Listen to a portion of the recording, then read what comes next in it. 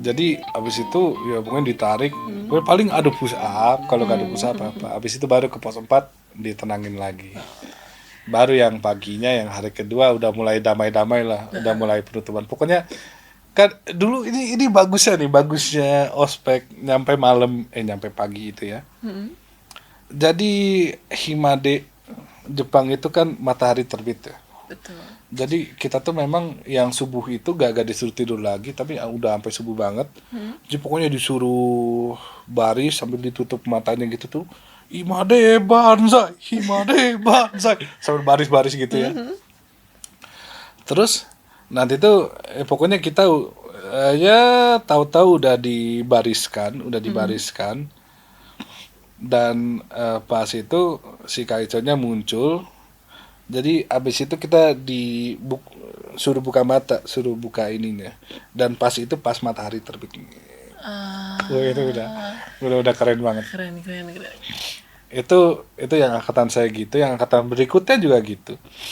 Itu ya kocaknya itu abis itu ya udah yang Shogun udah pada ketawa-ketawa hahaha gitu. Udah enak lah, udah jadi gini. Ah ya kamu pas ini nggak ini ya gitu. Iya gitu.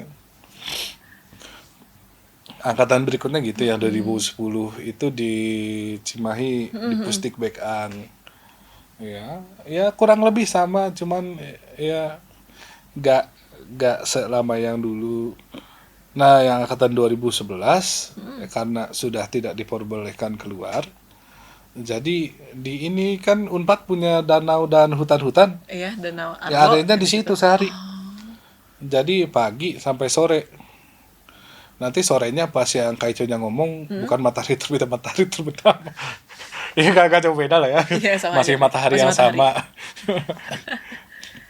Ya gitu. Terus baru angkatan berikutnya ya mulai dia kayak cuma di sini doang atau di fakultas sebelah di lapangan merah begitu.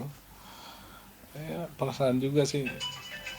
Ya kalau yang sekarang kan nggak, mungkin yang dari SMP-nya kan nggak boleh ikutan langsung. Kalau yang dulu rada dibebasin sih. Ya soalnya buat menjaga kekeosan juga. Itu ya sebenarnya yang lebih capek si panitianya, karena kalau maba pulang mabim sore pulang, kalau panitia habis mabim sore itu ada latihan mabim lagi. Iya. Dan latihan mabimnya tuh udah dari sore atau dari maghrib sampai ke selesai aja, sampai misalnya selesai jam 10 malam, jam 11 malam. Itu tuh yang lari keliling Unpad malam-malam. Terus panitia juga jurit malam, baris berbaris. Itu kegiatannya malam-malam sampai ke Iya. pagi lagi, dan pagi harus tetap. Nggak nyampe pagi lagi, udah nyampe tengah malam udah pulang. Tapi latihan panitia berat itu dulu, nyampe turun berapa kilo kali, nggak ada timbangan. Itu tapi ya bermakna, sama kesini-sini kayak simulasi senpai chaos. Iya, jadi ada tuh simulasinya, misalnya tiba-tiba ada warga lokal mengamuk. Nanti terus timnya disuruh barikade ngelindungin maba gitu. Wah, ntar ada senpai yang mau merusuh gitu tuh. Untuknya sampai saat ini gak ada kayaknya, sampai sekeos itu gak ada ya. Tapi latihannya lebih chaos gitu. Ya ada ya kayak misalnya yang satu salah semuanya suruh push up, ya biasa yang gitu. Itu bener-bener beda banget ya, maksudnya dari ospek yang dulu sama ospek yang sekarang. Iya, tapi bukan berarti yang dulu lebih baik atau yang sekarang lebih baik. Kan masing-masing kan ada Plus minusnya ya ya. plus minus, dan ada pesan masing-masing di tiap kegiatan kan. Betul. Tapi ngomongin kegiatan nih, kalau kegiatan setelah ospek di luar kegiatan kayak klub henshin, terus kendo, dan di MC, sampai ada ikut kegiatan yang lain? Kira-kira. Ada sih. Jadi dulu itu ada cover dance. Cover dance. Ya dulu saya suka idol kan, AKB48. Kebetulan cover dance-nya tuh cover AKB48. Jadi saya sering nontonin tuh, terus dijadikan manajer kan gitu. Jadi kayak kalau ke event ya bareng, kalau latihan ngelihat mereka latihan, bikin informasi apa. Ya kegiatan di luarnya itu.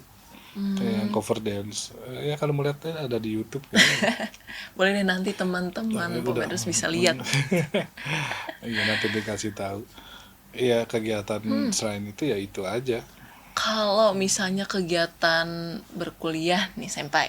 Hmm. Nah, penasaran jujur aku sendiri penasaran gitu Senpai ini pas masa kuliah ambil peminatan apa sih kalau boleh tahu? Linguistik. Linguistik. Wah, linguistik Wais, dong. menarik. Kenapa sih Kenapa? linguistik? Karena linguistik terdengar keren. Dan sebenarnya linguistik lebih gampang dari sastra. Oh, kenapa bisa dibilang kayak gitu Senpai? Karena sastra itu skripsinya suruh nerjemahin ini kan, nerjemahin karya sastra kan. Betul di Iya kan, ya kalau beruntung kalau udah ada yang diterjemahin. jemahin. Kalau gak ada, nerjemahin sendiri. Wah, benar-benar PR banget sih itu. Oh, mending linguistik. Ya memang linguistik saya gak pinter-pinter amat, bukan gak penting. Tapi ya kayaknya gak seberat itu. Cuman orang mikir, wah yang linguistik kayaknya pinter-pinter amat gitu. Enggak, sebenarnya cuma malas nerjemahin karya sastra doang gitu. Itu nantinya nih yang anak-anak sastra ujungnya ya minta jasa yang ke saya juga. Jadi dulu suka bantuin teman-teman yang lagi nerjemahin novelnya gitu. Saya yang nerjemahin gitu. Ya dulu mah rada murah, satu halaman 5.000. Terus sekarang mana mau 5.000 satu halaman. Iya namanya juga ya gitu. Iya kan ya namanya ngebantu ya. Bukan ngejoki ya, nerjemahin kan beda ya sama ngejoki ya. Kalau ngejoki kan bener-bener mengerjakan tugasnya. Iya.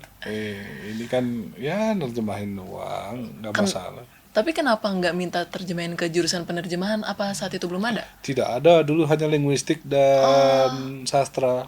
Oh, linguistik sama sastra aja. Oh, alah.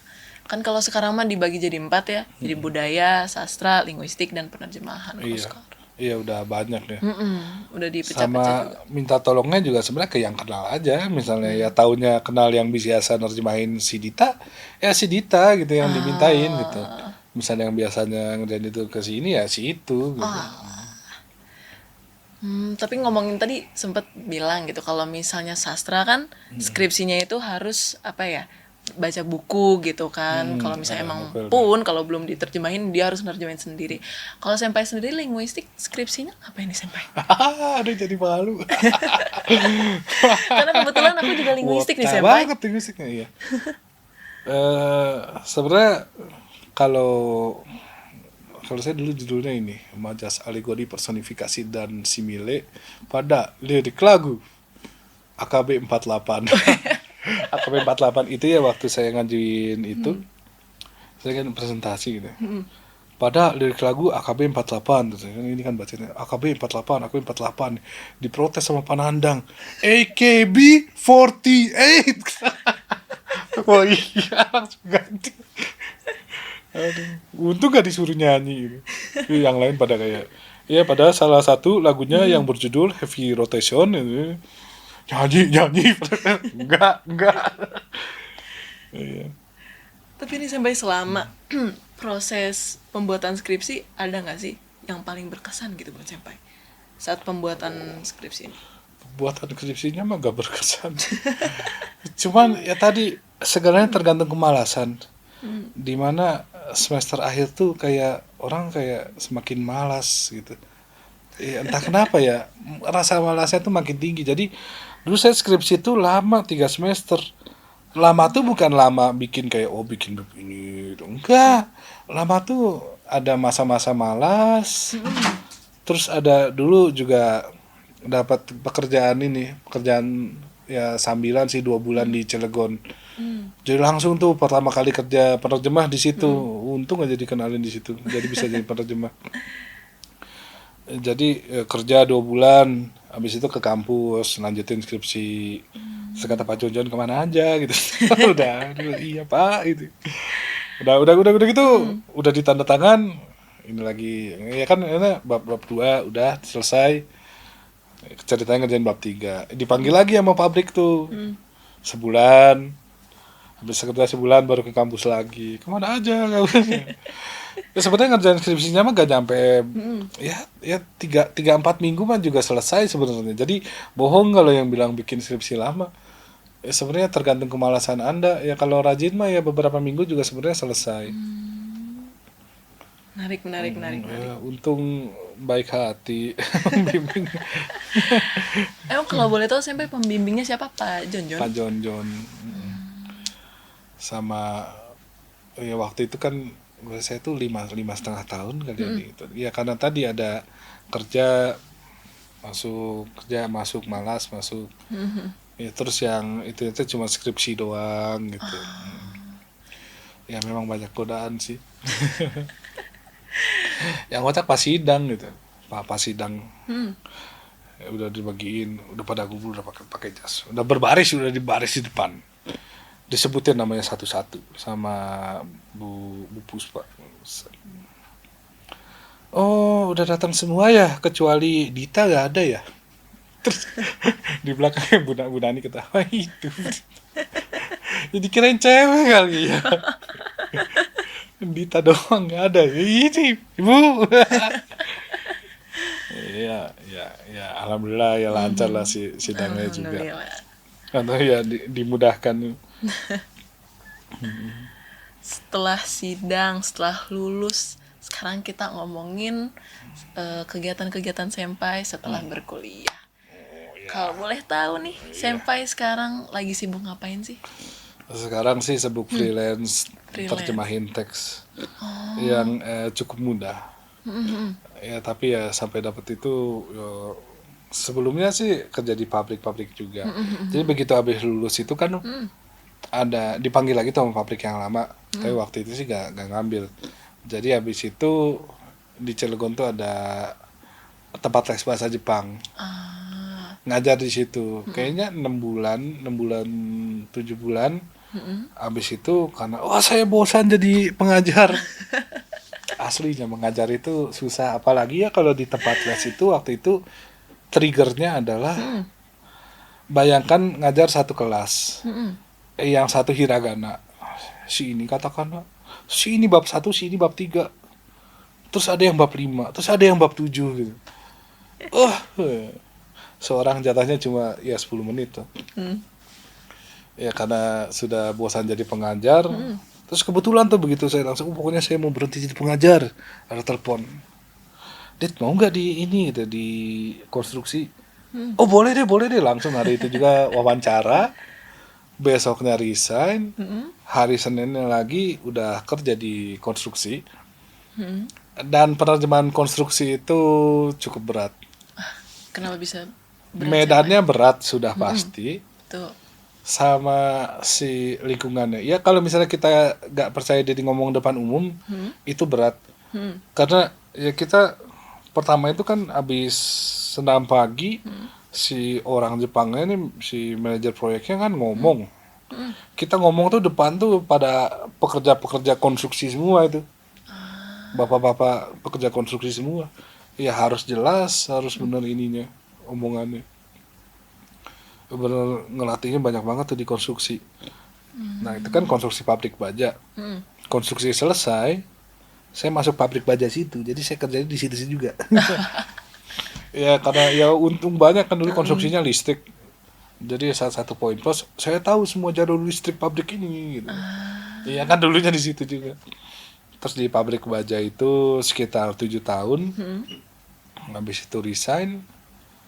Terus sekarang ini jadi dapat dari agen DGS. Itu kerja di Nitori. Tahu Nitori kan baru buka tuh. Tahu kan terkenal Nitori kan. Betul, itu yang nerjemahin produknya tuh. Saya. Enggak salah satunya. Saya timnya ada 4 orang gitu. Oh, jadi kerjanya tim gitu ya? Iya. Itu sebenarnya ya nerjemahin teks di PDF begitu. Ya kadang bahasa Jepang, banyak bahasa Inggris gitu. Tapi kalau misalnya nerjemahin gitu ya sampai susah senangnya menerjemahkan itu apa? Penerjemahan ada 2 jenis, interpretasi atau penerjemahan teks. Pertama kalau penerjemahan teks itu sudah pasti musuh besar kita kanji. Malah kanji gak ada bukunya. Iya. Jadi karena musuh besar kanji, ya jangan tidur di pelajarannya Pak Adung. Pak Herdis kalau ini sekarang. Oh sekarang Pak Herdis ya jangan tidur di pelajaran Pak Herdis. Iya. Karena itu bener yang bikin nyangkutnya itu kanji. Soalnya kalau yang umum itu mudah, tapi kalau misalnya udah kayak di pabrik khusus kayak pabrik baja, ya kan istilahnya istilah baja. Betul. Tapi dari situlah belajar kanjinya jadi mudah.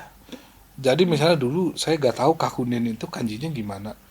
Tapi karena sering nerjemahin ada kakunin, jadi apa tuh kakunin, kakunin, kakunin, kakunin.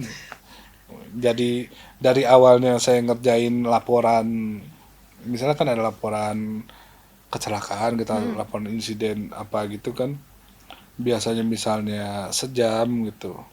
Jadi sekarang keluar 10 menit udah saya balikin lagi. Jadi kayak misalnya laporan hasil uji coba apa gitu, yang tadinya lama, sekarang udah masuk 5 menit keluar. Udah sekenceng itu. Ya 7 tahun nih, ngapain aja 7 tahun nih. Nah, yang susahnya itu yang ngomong langsung interpretasi. Interpreter. Interpreter juga itu kan dibagi ya, dibagi yang konsekutif atau simultan. Oh, bedanya apa tuh Senpai? Ya, jadi ada yang orangnya ngomong kita ngomong bareng, ada yang orang yang ngomong dulu baru kita ngomong. Oh. Jadi jadi kalau yang berat itu yang ngomongnya tuh harus bareng. Si orang ngomong kita langsung terjemahin itu. Iya. Itu susah. Tapi yang satu lagi nggak kalah susah karena orangnya ngomong dulu sampai selesai kita aduh apa aja tadi. Jadi memorinya harus kenceng juga sih itu kalau Harus misalnya. kenceng banget. Iya, jadi sebenarnya kebetulan sekarang ini kan kalau saya masuk grup FBIJ ya Kijang. Jadi itu forum belajar interpreter Jepang. Jadi itu pokoknya interpreter di berbagai pabrik, berbagai pengalaman. Sampai yang interpreter waktu apa yang Kaisar Jepang datang, itu juga ada di grup itu.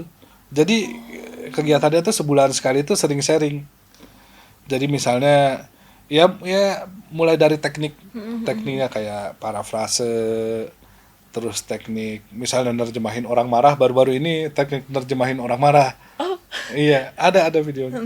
Teknik nerjemahin orang marah. Terus kayak etika penerjemah. Kan ada etika penerjemah. Hmm.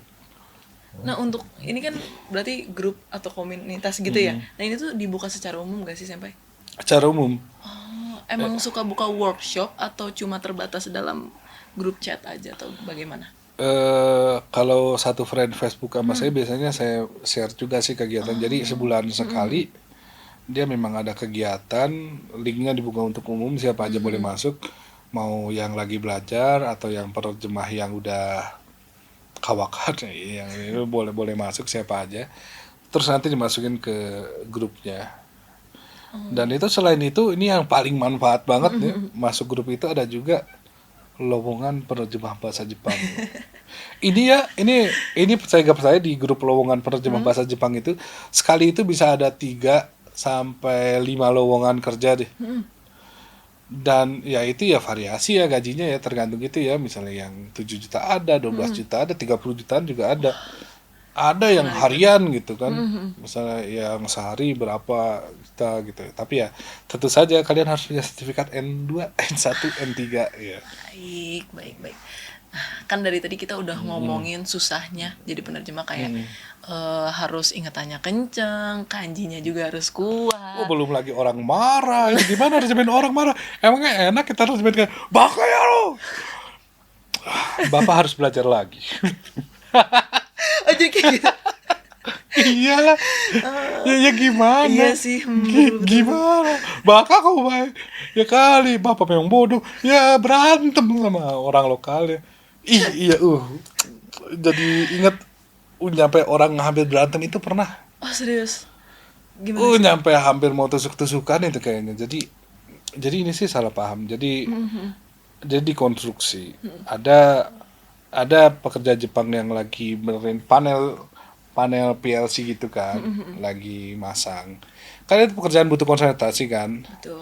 Sementara yang di sini yang subkon lokalnya ini lagi ngerjain konstruksi ini, masang pipa buat kabel itu tuh, kabel duct.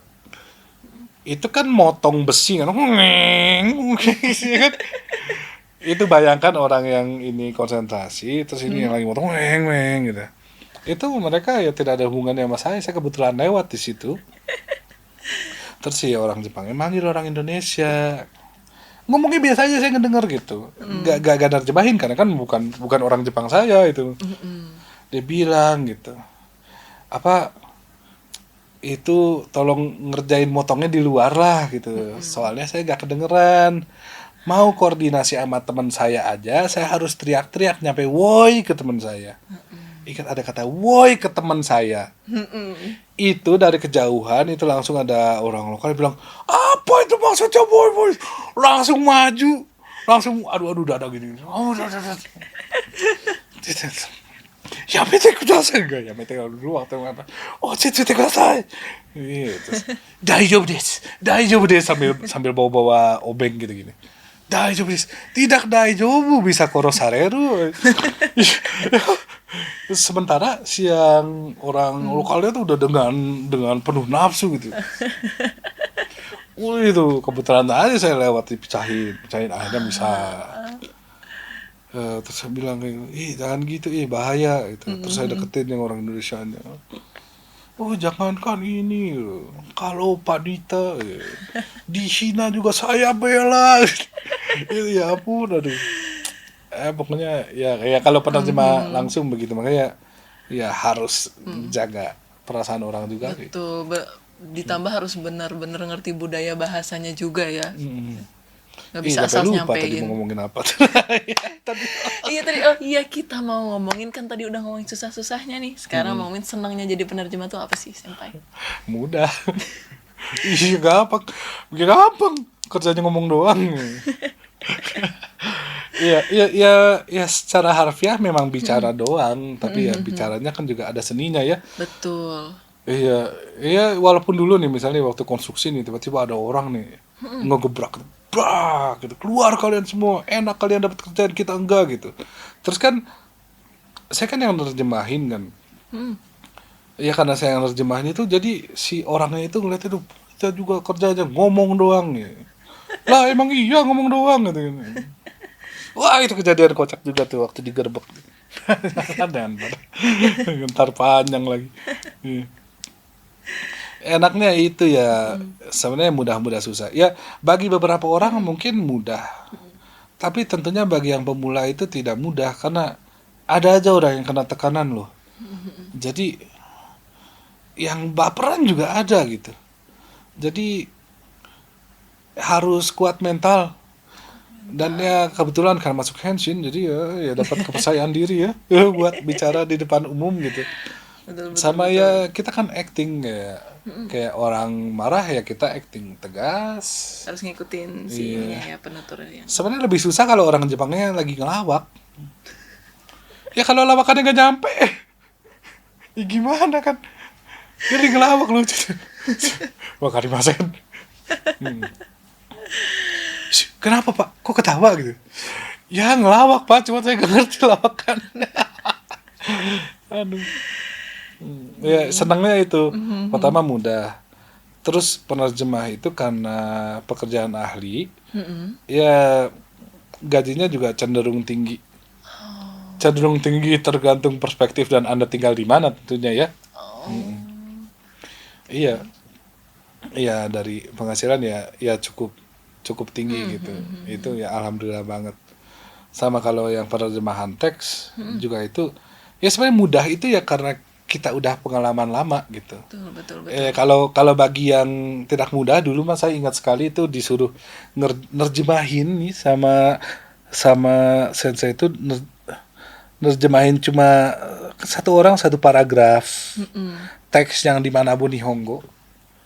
Itu nyampe hari H gak dikerjain. Ya males gak ngerjain. Males kan. Betul. Dasar-dasar nanti gitu. Iya kan. Atau yang dasar-dasar penerjemahan yang Pak Agus. Itu kan banyak tuh. Udah gitu detail kan. Apa siapa yang membeli ini, yang dibalik ini, yang berada di belakang ini. Rupanya itu paling kepake tuh. Itu ya dasar-dasar penerjemahannya Pak Agus itu paling kepake sekali. Sama yang lain juga tentunya kepake sekali. Sakubun sangat kepake sekali. Kanji sangat kepake sekali. Ya tentunya ya mana Nihongo ya paling kepake ya, kalau nggak Betul, bisa karena itu ya itu. dasarnya. Ya dulu salahnya saya itu semester 7 kan masuknya jam 7. Jadi rada males segitu. Jadi saya sering bolos tuh pelajarannya Pak Jonjon, maaf Pak. Padahal paling penting. Maksudnya ya bayangkan udah tingkat tingginya kan. Yang udah tahun ke 3 tahun ke 4 itu kan udah tinggi, udah yang tingkat tingginya. Itu justru kalau misalnya mau lulus N3 N2 tuh ya itu yang harus dipelajari, itu yang harus masuk, tapi saya bolos itu. Makin setelah pas kerja kayak coba dulu. Iya. Sama harus sering-sering nanya ke dosen tuh, beneran harus sering-sering nanya. Kita kayak meremehkan bahasa Jepang itu, meremehkan. Sekarang kayak apa?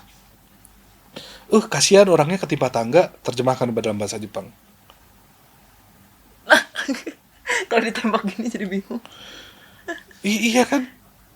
Ya, atau enggak sesimpel kayak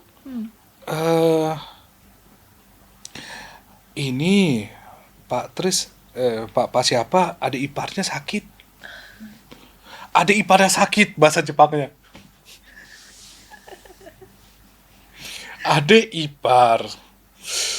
Wah, adik ipar apa gitu. Padahal tinggalnya kalau mau dibohongin ya Kazoku no membawa, ya kan, tinggal gitu kan. Terus adik ipar gitu. Terus saya nanya kan bahasa Jepang mah oni-chan gitu kan, ani ya kan. Cewek cowok beda kan. Apa adik iparnya cewek apa cowok Pak? Ya terjemahin aja adik, kata ya cewek cowok Pak. Ya bingung. Ya itu benar. Apa bahasa Jepang, ya tanyakan yang seaneh mungkin ke dosen lah. Karena awas kejepit gitu. Apa awas kejepit? Ya kan gak kepikiran kan? Bingung juga sih. Kejepit apa ya namanya? Iya kan? Iya itu nyampe tembus tembok. Tembus tembok. Siapa yang bisa tembus tembok bahasa Jepangnya apa? Ya itu pokoknya padahal kata kita sederhana tapi susah kan? Seperti Menarik, itu. menarik. Ya senangnya jadi bahan pelajaran. Jadi justru selama kerja tuh saya kepikiran kayak ini bagus buat skripsi ini. Oh ini bisa buat judul itu. Iya bisa kayak. Oke. Jadi kayak gitu kegiatannya sampai. Kalau begitu tadi kan udah banyak banget nih saran-saran yang bisa dikasih nih ke teman-teman pemader sekalian. Kalau gitu boleh nih saran yang sangat sangat ingin disampaikan gitu ke teman-teman sekalian, kira-kira apa nih? Oh banyak. Pertama sih yang terpenting adalah banyakin kenalan. Tuh. Ya, sebenarnya saya hitungannya bukan banyak kenalan ya, banyak tahu orang. Ya walaupun misalnya gak deket-deket amat, tapi ya cukup banyak kenal orang. Jadi sampai 5 angkatan ke atas, 5 angkatan ke bawah gitu masih kenal. Jadi ya sebenarnya itu kan berhubungan rezeki ya. Ya rezeki kita kan ya datang dari mana ya, semakin banyak pintu-pintunya nih, orang-orangnya nih yang kenal kan semakin rezeki itu bisa datang ke kita begitu. Yang pertama ya selama di sana Jepang ya temukan orang-orang, temukan teman-teman. Temukan teman-teman. Itu penting banget. Terus saya jangan lupa dosen. Terus ya selama masih masa kuliah ya sebenarnya seru basi kalau dibilang kayak rajinlah kuliah. Saya cuma bisa bilang terserah, nanti juga ngerasain. Ya terutama ya itu kayak yang itu penting, itu kayak sakubun, shogen itu penting, linguistik penting. Penting, betul. Walaupun memang susah dihafal. Tapi itu jadi penting banget pas penerjemahan. Dasar penerjemahan penting. Kaiwa itu penting sekali. Penting banget. Ya karena ya harus membiasakan ngobrol. Sering-sering lah kayak di kampus di Sokudo kayak Ayat ngomong pakai bahasa Jepang. Biar kebiasaan juga ya. Iya, iya biar membiasakan diri, ya biasakan diri pakai bahasa Jepang biar nggak kaget pas lulus. Ambil sertifikat secepatnya. Terus kalau misalnya belum JLPT, langsung ambil N1. Ambil teman-teman, jangan lupa. Ambil dulu biar tahu batasan kita sejauh apa. Jadi misalnya kalau N1 ngerasa kayak, oh kekejar nih, belajar N1. Tapi kalau N1 jauh banget kekejar, turun dulu ke N2. N2 kekejar nih, belajar N2. Kalau gak kekejar N3. Kalau saya dulu gitu. Pertama ngambil JLPT itu langsung N2. Tentu saja gak lulus. Iya. Jadi ya sertifikasi cepat itu penting banget karena nantinya kayak buat kerja juga yang ditanya pertama N3, N2, N1 sama praktek. Iya. Apalagi ya? Iya, JLPT nih yang besok kan nih. Ada ya Iya, Desembernya Desember semangat ya, JLPT-nya. tanggal 4 Desember. Apalagi ya pesan-pesan ya, rajin kuliah, cari teman. Jangan lupa bahwa ilmu kita berasal dari dosen, itu dari guru-guru kita. Itu saya ingat banget itu. Ya sampai sekarang juga terharu juga gitu kayak ingat dulu di misalnya pas pelajaran Elisen saya pernah ngejelasin kayak apa kenapa konnichiwa kok tahu-tahu jadi konnichiwa atau ohayo gozaimasu tahu-tahu jadi ohayo gozaimasu gitu. Tapi berkat itu saya jadi mikir kayak iya kenapa orang Jepang minta maaf pakai sumimasen?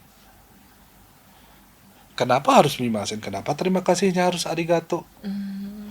Kenapa muncul bahasa sopan? Jadi otaknya jadi berpikir gitu karena Betul, yang betul, dulu betul, juga. betul. Itu sama kayak cerita atau saran dari sensei-sensei dulu. Kayak dulu Pak Agus pernah cerita nganterin orang Jepang kemana. Terus diajakin, terus bagaimana responnya. Ternyata saya mengalami yang sama juga sama Pak Agus itu. Jadi itu dari dosen. Iya masih keingetan lah semuanya lah. Sampai dari dulu ada juga di kan Rensu kan latihannya kan diulang-ulang. Itu yang diulang-ulang. Sebenarnya yang membedakan di sastra Jepang dan yang belajar cepat kan sekarang kan banyak tuh yang tempat les belajar cepat yang Betul, betul, 3 betul. bulan, 6 bulan, N3 gitu kan Iya. ada ya. Sebenarnya yang kayak gitu justru mereka susahnya itu terlalu banyak informasi dalam satu waktu. Sedangkan di betul, sastra betul, Jepang betul. itu untungnya itu seminggu itu masih bahas bab yang sama ya nggak? Iya, masih. Misalnya hari ini bahas apa nama Shitakuna kata misalnya kan, kan kaiwanya juga bahas itu, ininya bahas itu, ransinya bahas itu. Ya, dimanfaatkan lah pelajaran kuliah itu. Saya nyampe sekarang masih punya kok semua buku-buku. Semua yang- buku dari zaman kuliah iya. ya. Saya tuh pengennya bikin buku Manabo versi kitab. Iya, karena kan ya Manabo itu ya maksudnya yang sekarang misalnya yang berbentuk PDF. Tapi ya Gaga Jeplak Manabo itu saya juga lagi nyusun jadi kayak gabungan yang bagus dari Manabo Nihongo, dari Minano Nihongo, dari yang lain, apa Irodori.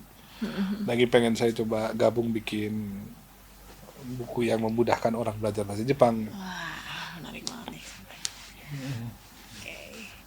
Oke, ini mau dicukupkan? Oke, kalau begitu Senpai, terima kasih banget ya hari ini udah sharing-sharing nih sama aku, terutama sama teman-teman Pomero sekalian yang mungkin lagi ada di rumah, di kampus. Jangan lupa ya saran-sarannya diikutin dan jangan lupa juga semangat kuliahnya. Kalau begitu kira-kira ada pesan-kesan terakhir nggak nih dari Dita Senpai? Imade Banzai. Belum kepikiran kata-kata yang bagus sih. Tapi ya bersenang-senanglah pas kuliah, ya belajarlah yang banyak pas kuliah. Tanyakan sebanyak-banyaknya ke dosen pada saat kuliah. Karena kalau di luar mau tanya ke siapa, tanya Google, sekarang Google bisa bohong. AI sekarang bisa bohong. Jangan salah, Google Translate itu sekarang udah bisa bohong loh. Jadi ya tanyakan kayak tadi apa namanya? Apa terjepit, tembus, jatuh, tertimpa tangga. Yang kayak gitu aja. Tanyakan pertanyaan semenarik mungkin karena dosen juga pasti excited jawab pertanyaan itu. Betul. Kalau gitu jangan lupa tanya nih teman-teman Pomero sekalian. Kalau begitu sekali lagi Dita Senpai, terima kasih banyak udah hadir di acara kita hari ini. Kalau begitu sampai jumpa. Sampai jumpa.